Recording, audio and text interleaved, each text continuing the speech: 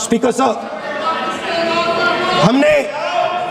हमारी जो विचारधारा है, इंडिया गठबंधन की विचारधारा है, वो देश में कॉन्स्टिट्यूशन लाई है।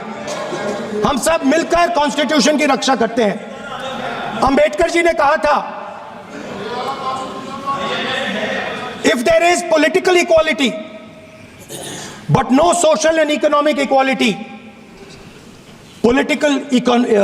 political equality will be destroyed।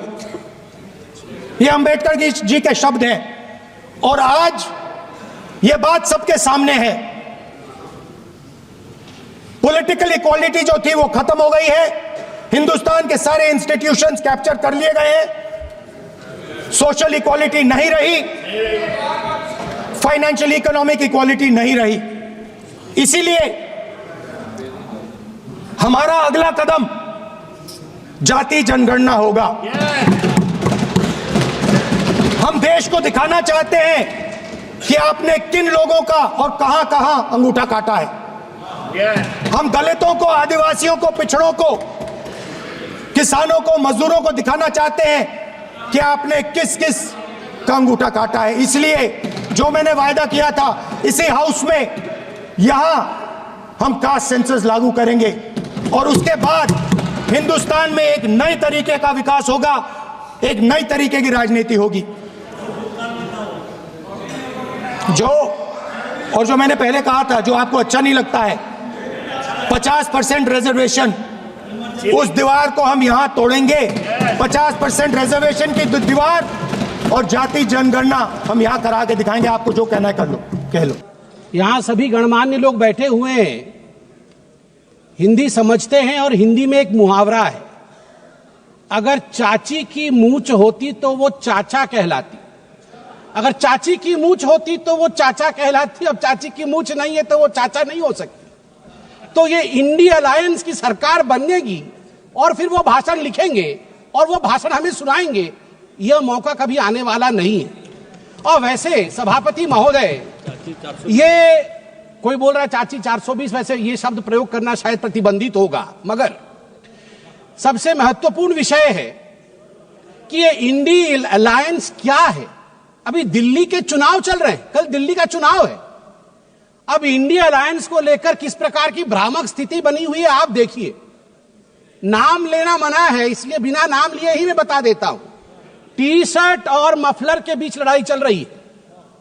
T shirt भी इंडिया अलायंस में है और मफलर भी इंडिया अलायंस में है। और टी शर्ट ने भाषण दिया है, पटपड़गंज में मैं भाषण को पढ़ के सुना रहा हूं। टी शर्ट ने कहा है, टी शर्ट हाँ उसी पे है जी, दिल्ली भी भारत में आता है। टी शर्ट ने कहा है, उन्होंने एक नई तरीके की राजनीति की बात की थी, माने मफलर ने, उन्होंने एक नई तरीके की राजनीति की बात की थी। खंबे पर चढ़ गए थे स्वेटर पहनकर, छोटी सी गाड़ी में आया था। कौन सी गाड़ी थी, कौन सी गाड़ी थी? एल्टो थी। तो किसी ने पीछे से कहा नहीं वैगनार, वैगनार, अच्छा वैगनार से आए थे।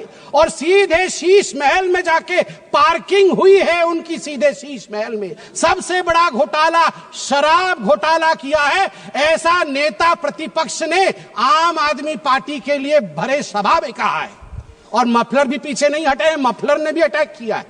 मफलर ने भी कहा है टी शर्ट को कि टी शर्ट और टी शर्ट के जीजाजी, ये दोनों नेशनल हेराल्ड केस में जेल के अंदर चक्की पीसने चाहिए। ये टी शर्ट और टी शर्ट के जीजाजी बाहर कैसे? मफलर ने कहा है।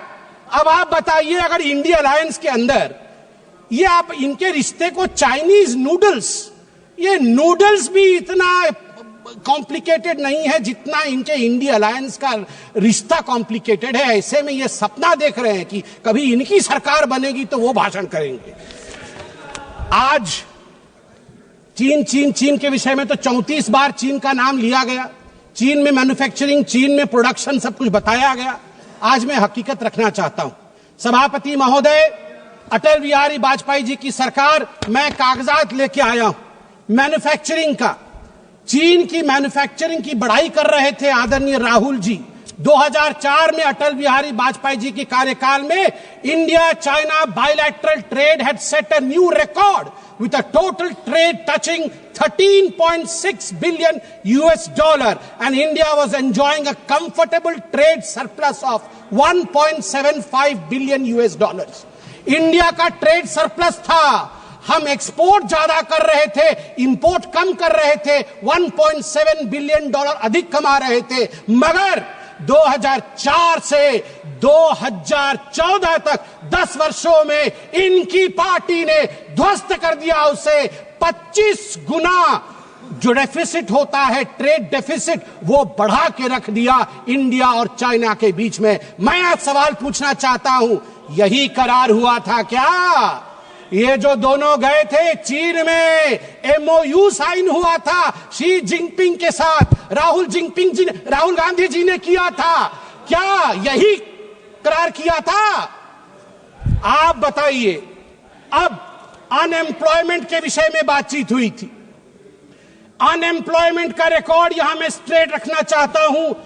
RBI KLEMS, capital labour energy material और सर्विसेज, इसके माध्यम से देश का एम्प्लॉयमेंट निर्धारित होता है। मैं आपको यहां आंकड़े दे दूं, जहां 2004 से 14 के बीच जब यूपीए की सरकार थी तो मात्र 2.9 करोड़ नौकरी दी गई थी। वही मोदी जी के 10 वर्ष के कालखंड में 2014 से 2024 के बीच 17 करोड़ की नौकरी दी गई है। 2.9 करोड़ वर्सेस 17 करोड़। यूपीए की कार्यकाल में एम्प्लॉयमेंट का ग्रोथ रेट मात्र 6% था, और वही मोदी जी के कार्यकाल में 10 वर्षों से एम्प्लॉयमेंट का रेट 6% से बढ़ के 36%, 36% हुआ है। और कल राहुल गांधी बोल रहे थे कि यूपीए भी फेल हुई, एनडीए भी फेल हुई। अरे राहुल जी, यूपीए तो फेल हुई, आप फेल हुए मतलब यूपीए, वो आप जो है वो 8 तारीख को फेल होगी। आप तो फेल हुए ही हुए हैं, मगर हम डिस्टिंक्शन के साथ पास हुए हैं, डिस्टिंक्शन के साथ। युवाओं के बारे में राहुल जी बोल रहे थे। इंडिया स्किल रिपोर्ट पढ़िए साहब, India skill report. Youth employment of graduates singularly and drastically increase from 33.95% in 2013 to 54.81% in 2024। ये जंप है, ये छलांग है मोदी जी के अंतर्गत। सभापति महोदय, अधिक समय नहीं लूंगा। मैं आपको 2 और छोटे छोटे विषय हैं, गंभीर विषय है, वो रखना चाहता हूं। एक विषय है चीन को लेकर। चीन को लेकर कहा गया कि आर्मी और प्रधानमंत्री के बीच कहीं ना कहीं संबंध खराब है। चीन को लेकर कहा गया कि हमारी जमीन हड़प ली चीन ने। 38,000 वर्ग किलोमीटर, 38,000 स्क्वायर किलोमीटर भारतवर्ष का जमीन चचा नेहरू ने चीन को दिया था। और मैं यहां पर ऑन रिकॉर्ड नेहरू जी के भाषण को रख रहा हूं। नेहरू जी ने भाषण देते हुए अक्षय चिन्ह पर जब अटैक हुआ था उनके ऊपर इसी पार्लियामेंट में, तो नेहरू जी ने क्या कहा था? ध्यान से सुनिए, नेहरू जी ने क्या कहा था? Not a blade of grass grows there, not a blade of grass grows there, 17,000 feet high, uninhabitable, and we didn't even know where it is। तो हमने दे दिया।